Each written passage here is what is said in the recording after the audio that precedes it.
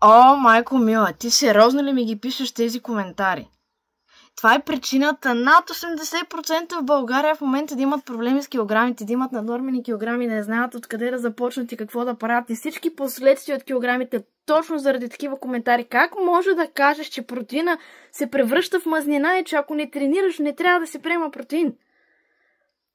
Този протеин, относно порастването на бицарките, там се правят други неща.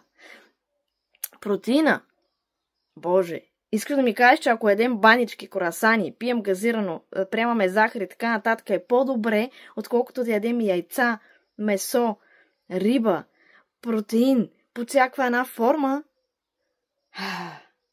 Сега, много важно уточнение. Протеина няма как да се превърне в мазнина, освен ако не надвишаваме калориен си прием за деня.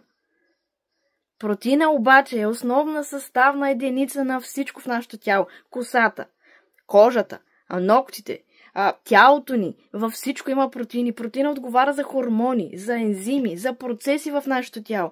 И без протеина ние просто сме гола вода. И само да ти кажа, че протеина е онова нещо, което гори мазнинките, защото за да усвоиш примерно 50 грама протеин, ти трябва да изразходиш 150 калории, докато си седиш. И сега пак ли смяташ, че протеина се приема само от трениращи спортисти? Протеина е нужен абсолютно за всеки. И за деца, и за жени. А пак за вас, мъжете, е основното, за да сте добре. Заради такива коментари се раждат диетите: не дей да ядеш месо, не дей да ядеш яйца, карай го само на салати. И не ме разбирай погрешно. Не е смешно. Положението е трагично.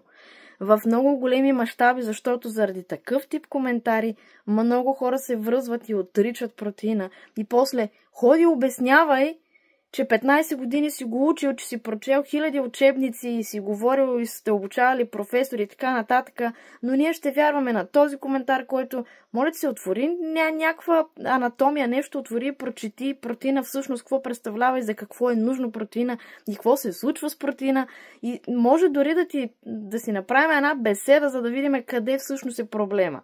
Защо имаме мазнинки? От какво се... Моля ти се, не ми казвай, майко мила, че протеина се превръща в мазнина.